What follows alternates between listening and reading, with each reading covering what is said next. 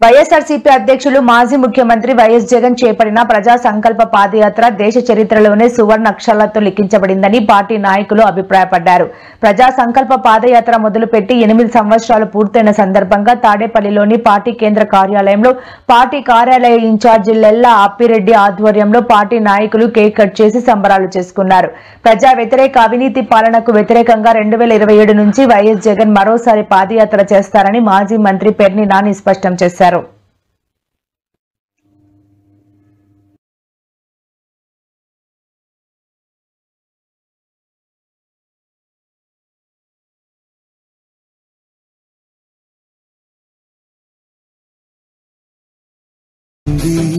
ప్రతి గడపలో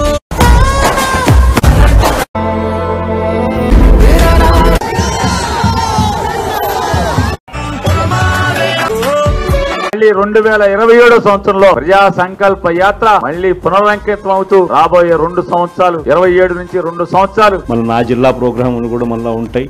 నా ప్రోగ్రామ్ తో పాటు చివరిలో నా పాదయాత్ర కూడా ఎట్టగో జరుగుతుంది.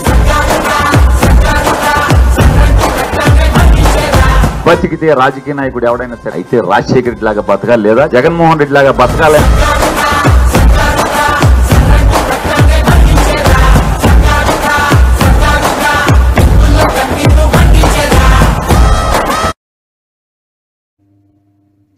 ఏదో అడ్డి గుడ్డి